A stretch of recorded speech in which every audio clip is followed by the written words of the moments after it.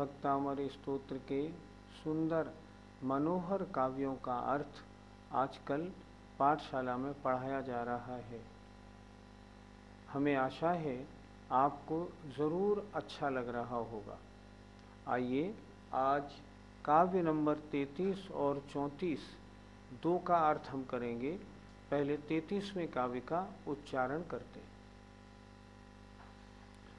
मंदार सुंदर नमेरु सुपारिजात, मंदार सुंदर नमेरु सुपारिजात, संतान कादि कुसुमोत्कर वृष्टिरुद्घात, संतान कादि कुसुमोत्कर वृष्टिरुद्घात, गंधोद बिंदु शुभमंद मरुत्प्रपाता, गंधोद बिंदु शुभमंद मरुत्प्रपाता, दिव्यादिवः पतति ते वचसां ततेर्वा, दिव्यादिवः पतति ते वचसां ततेर्वा,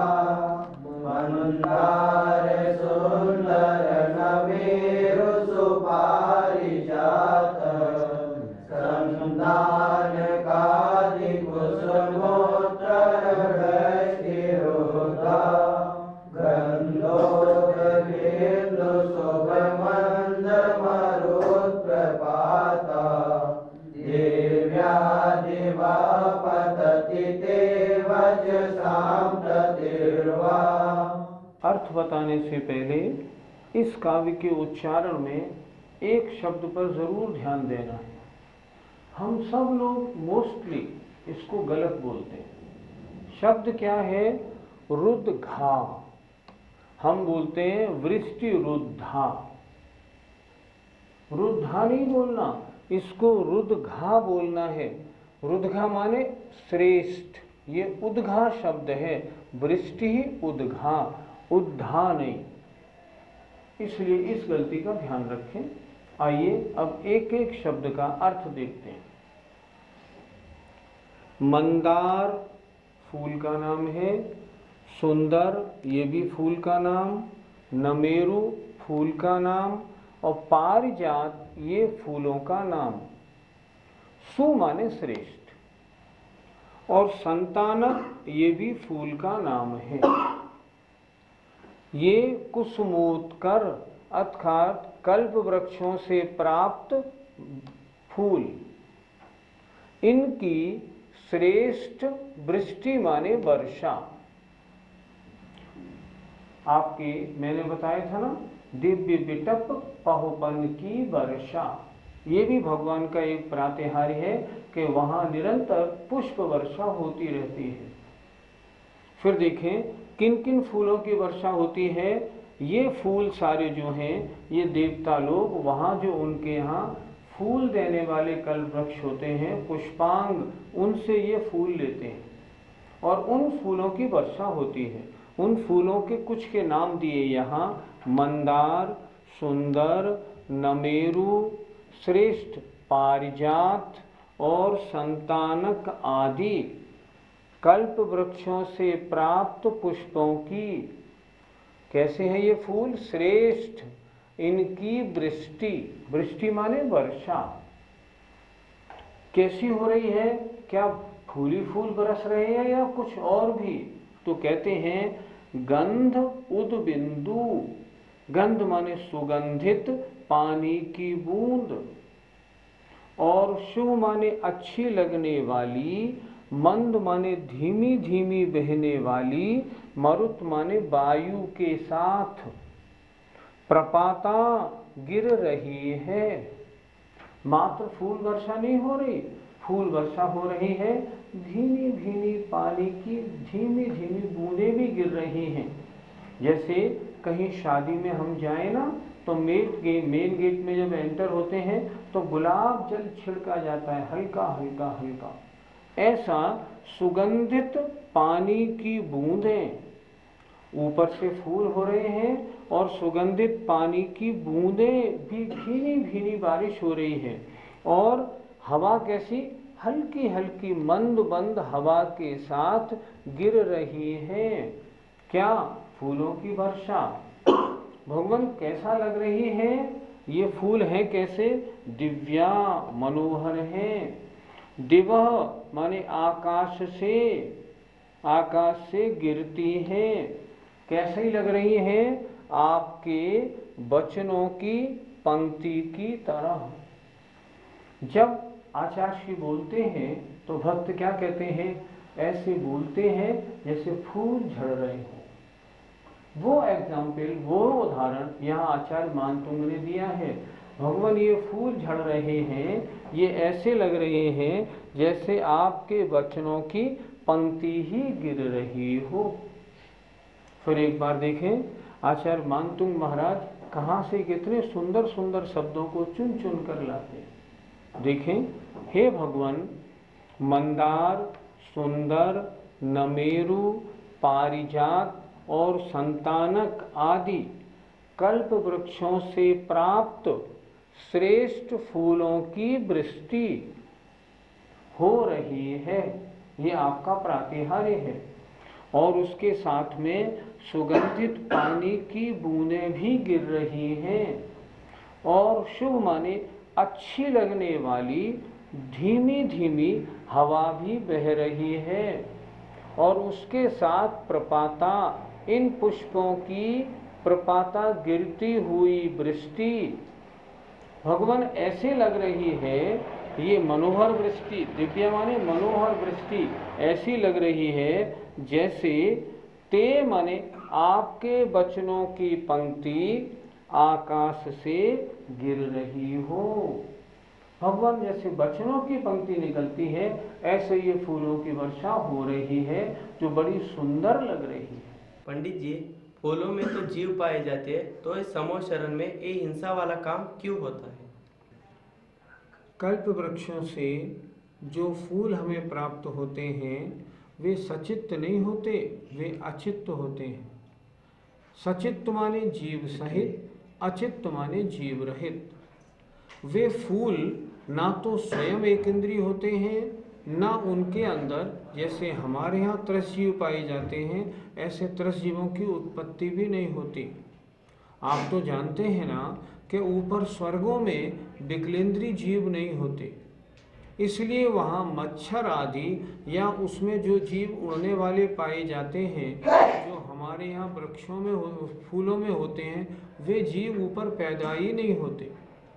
इसलिए वे फूल अचित्त हैं, स्वयं भी जीव नहीं है, उनमें अन्य जीव भी नहीं पाए जाते हैं, इसलिए उनकी वर्षा होने में कोई जीव हिंसा नहीं होती। समव शरण में जीव हिंसा वाला क्या काम, कोई काम नहीं, वहाँ तो होने का प्रश्न ही नहीं उठता। देवता लोगों के पास ऊपर 10 प्रकार के कल्प वृक्ष होते हैं। भोग भूमि में 10 प्रकार के कल्प वृक्ष हैं और देवों में 8 प्रकार के। भोजनांग और पानांग 2 प्रकार के कल्प वृक्ष नहीं होते। उनमें एक जाति होती है माल्यांग। माल्यांग माला के योग्य पुष्पों को देने वाले कल्प वृक्ष। उन कल्प वृक्षों से इन अचित्त फूलों को लाकर वो देव लोग जहाँ जहाँ भगवान का समव शरण होता है वहाँ उसकी वर्षा करते हैं। इसके अलावा जहाँ रिद्धिधारी मुनि महाराजों का या तीर्थंकर भगवान का आहार होता है ना, वहाँ भी देवगण पुष्पों की वर्षा करते हैं। हिंसा वाला कोई कार्य समव शरण में हो भी कैसे सकता है। पंडित जी, ये कल्प वृक्ष क्या होते हैं? आप लोग 12 भावनाओं में पढ़ते हैं ना, जांचे सुरतरु देय सुख, अर्थात जांचे माने मांगने से, सुरतरु माने कल्प वृक्ष सुख देता है। ये कल्प वृक्ष कैसे होते हैं, इनसे जो चाहो वो मिलता है। देवता लोगों को फूल वर्षा करनी होती है, गए, उन्होंने फूलों की इच्छा की और फूलों की प्राप्ति हो गई। ऐसे ये कल्प वृक्ष कहलाते हैं। कल्प वृक्षों से वो देवगण बाजे लेते हैं, अपने वस्त्र लेते हैं, अपने आभूषण लेते हैं, तरह तरह के अपने भवन आदि बनाने की सामग्री लेते हैं। बहुत प्रकार की चीज़ें उनको वहाँ से प्राप्त होती हैं। ये कल्पवृक्ष भोग भूमि में भी होते हैं। भोग भूमि में भी भोग भूमिया जीव जो चाहते हैं वो इनको कल्पवृक्ष से मिल जाता है। वहाँ भोजनांग और पानांग जाति के कल्पवृक्ष भी होते हैं। अतः भोग भूमिया जीवों का आहार मतलब भोजन और पीने लायक जो भी पदार्थ है ना, सब कल्पवृक्षों से मिलते हैं। ये कल्पवृक्ष पृथ्वी काय होते हैं। एक इंद्री पृथ्वी वनस्पति कायक नहीं होते, पृथ्वी काय होते हैं और इच्छित फल के देने वाले होते हैं। 33वां काव्य हुआ। अब अगला 34वां काव्य प्रारंभ करते हैं। शुंभत प्रभावलय भूरि विभा विभोस्ते वलय भूरि विभा विभोस्ते लोकत्रये द्युतिमतां द्युतिमाक्षिपन्ति लोकत्रये द्युतिमतां द्युतिमाक्षिपन्ति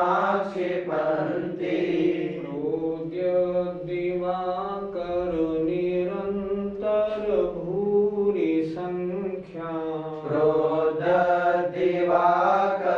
निरन्तर भूरि संख्या दीप्त्या जयत्यपि निशामपि सोम सौम्या दीप्त्या जयत्यपि निशामपि सौम सौम्यां शुंभत्प्रभावलय भूरि विभा विभोस्ते लोकत्रये द्युतिमतां द्युतिमाक्षिपन्ति प्रोद्यद्दिवाकर निरन्तर भूरि संख्या दीप्त्या जयत्यपि निशामपि सौम सौम्यां। आइए इस 34वें काव्य के एक एक शब्द का अर्थ देखते हैं। इसमें किस प्रातिहार्य का वर्णन है? भामंडल प्रातिहार्य का वर्णन। शुंभत, उधर कड़े शब्दों का अर्थ देख लें। द्युतिमताम, सभी कांतिमान पदार्थों की। द्युतिमताम आक्षिपंती, तिरस्कृत करने वाली। प्रोद्यत दिवाकर, उदित होते हुए सूर्यों की। शुंभत दैदीप्यमान, भूरि विभा अत्यधिक कांति। निशाम अपि, रात्रि को भी। अब देखते हैं। शुंभत माने दैदीप्यमान, प्रभा वलय माने भामंडल। प्रभा माने आभा का वलय, तो प्रभा वलय माने भामंडल। उसकी भूरि माने अत्यधिक, विभा माने कांति, विभो माने हे भगवन, ते माने आपके। कैसे करेंगे? हे भगवन आपके।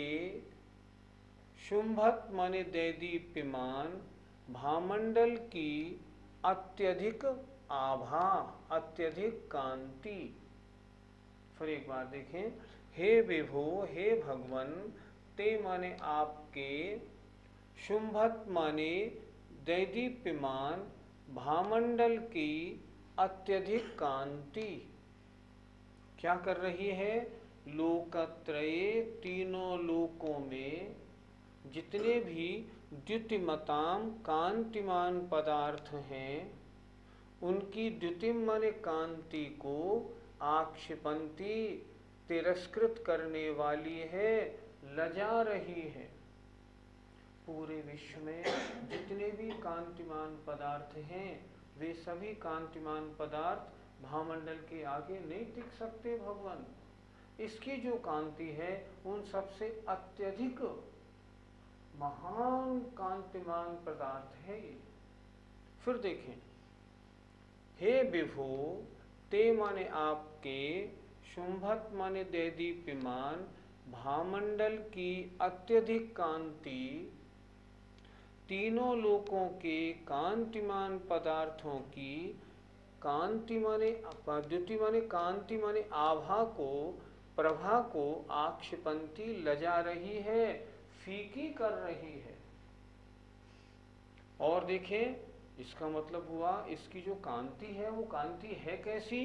कह रहे हैं प्रोद्यत उदीयमान उदित दिवाकर सूर्य, निरंतर माने निरंतर, भूरि माने बहुत संख्या, अर्थात ये कांति कितनी है? जो बहुत संख्या में निरंतर उदीयमान सूर्यों जैसी है, मतलब करोड़ों सूर्यों से भी ज्यादा आभा वाली है। फिर देखें, भूरि संख्या माने अत्यधिक संख्या में निरंतर उदीयमान सूर्यों जैसी होती हुई भी, निशाम अपि रात्रि में भी, चंद्रमा की सौम्याम अर्थात ठंडक को अपनी दीप्ति से जीत रही है। क्या कहना चाह रहे हैं आचार्य? कांति कैसी है? करोड़ों सूर्यों जैसी। लेकिन अगर करोड़ों सूर्यों ऐसी कांति है तो कितनी गर्मी दे रही होगी? गर्मी नहीं, करोड़ों सूर्यों जैसी कांति होते हुए भी रात्रि में जैसे चंद्रमा की चांदनी ठंडक प्रदान करती है, ऐसी ये ठंडक प्रदान करती है। फिर नीचे वाली दोनों पंक्ति देखें, निरंतर माने निरंतर, भूरी संख्या माने बहुत संख्या में, उदित रहे सूर्यों जैसी होती हुई भी। कांति कितनी है? जैसे करोड़ों सूर्य चमक रहे हों। तो भगवान गर्मी कितनी है? नहीं, गर्मी बिल्कुल नहीं। तो क्या है? निशाम अपि रात्रि में भी सोम सौम्याम, चंद्रमा की ठंडक को अपनी दीप्ति से जीत रही है। ऐसी कांति है इन भामंडलों की। एक बार फिर देख लें, शुंभत दैदीप्यमान प्रभावले भामंडल की, भूरि माने अत्यधिक, विभा माने कांति, हे भगवान आपके दैदीप्यमान भामंडल की अत्यधिक कांति तीनों लोकों के कांतिमान पदार्थों की कांति को लजा रही है। इसके आगे कोई नहीं टिक सकता, इतनी कांति है इसमें। और इसकी कांति है कैसी? जैसे भूरी संख्या माने बहुत संख्या में उदित हुए सूर्यों की, निरंतर उदीयमान, निरंतर प्रकाशमान, निरंतर प्रकाशमान बहुत संख्या में उदीयमान सूर्यों जैसी होती हुई भी गर्मी बिल्कुल नहीं, अर्थात रात्रि में भी सोम माने चंद्रमा की ठंडक को अपनी दीप्ति से जीत रही है। करोड़ों सूर्यों जैसी आभा निकल रही है, उसके बावजूद भी ठंडक है।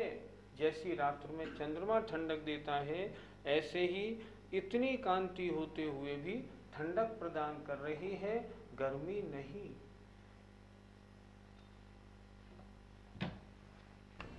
पंडित जी, ये भावमंडल क्या वस्तु होती है? भावमंडल माने आभा मंडल।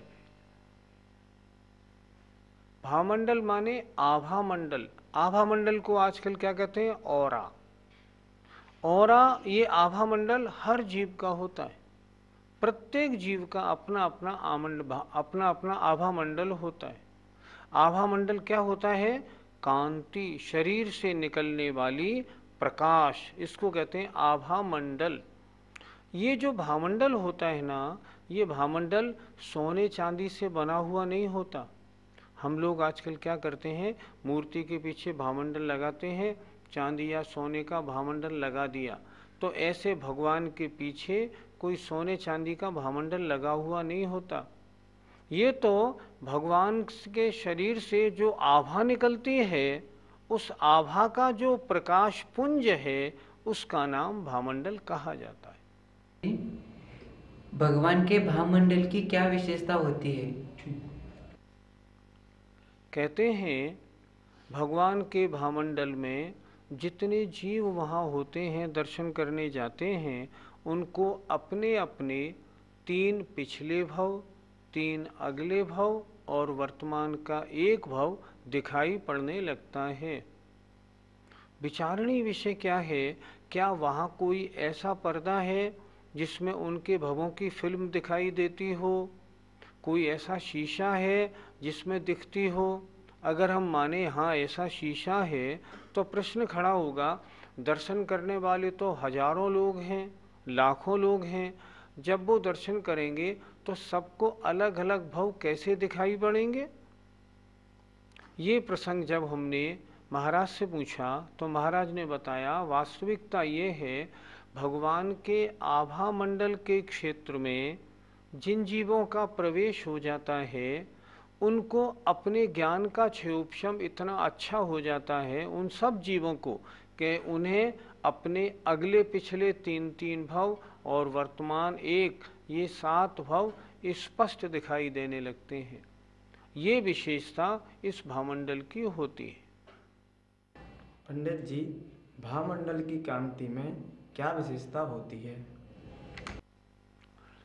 स्वयं आचार्य ने इस काव्य में बताया है। देखो, तीनों लोकों में जितने भी कांतिमान पदार्थ हैं, उन सब की कांति को फीकी करने वाली होती है, अर्थात उसकी कांति के आगे किसी की चमक, किसी की कांति नहीं ठहर पाती।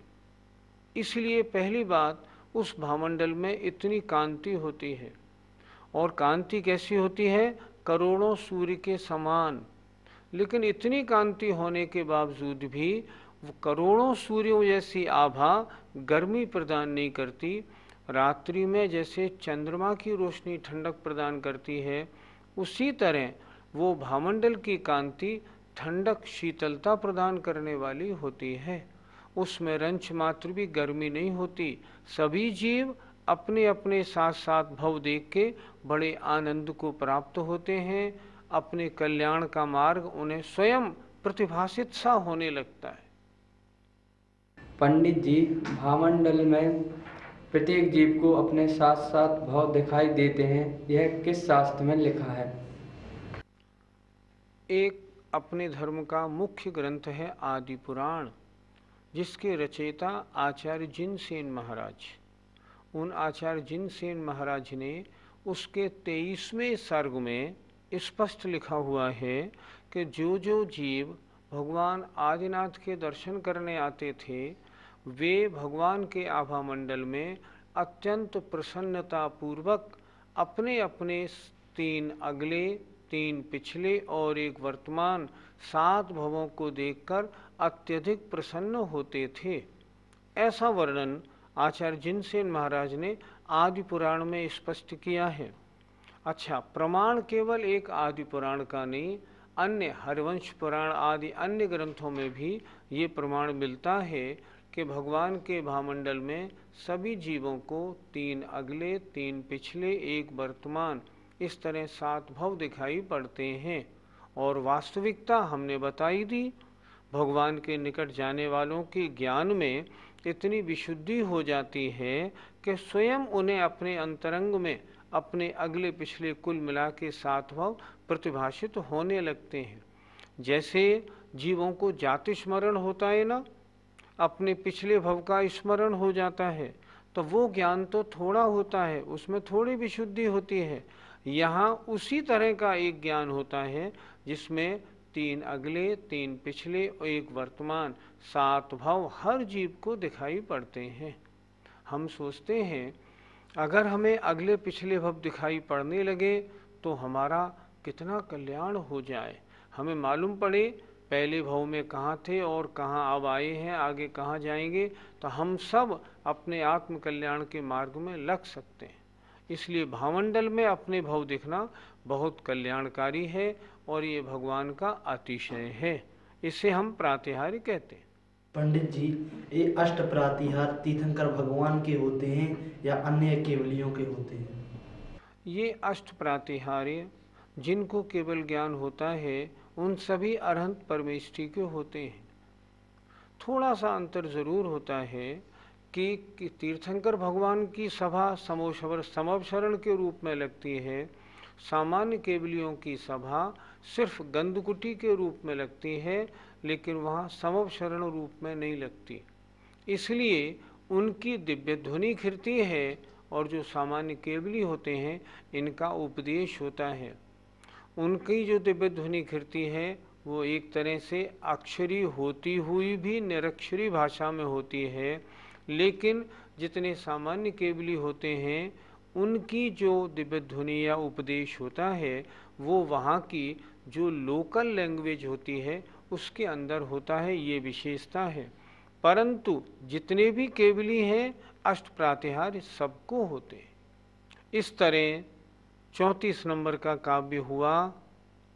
भगवान के प्रातिहार्य का वर्णन। कभी कभी मन में आता है भगवान हमें भी ऐसा अवसर मिले जो हम समव शरण में साक्षात आपके दर्शन कर सकें, क्योंकि भगवान का दर्शन सम्यक्त प्राप्ति का सबसे बड़ा कारण है।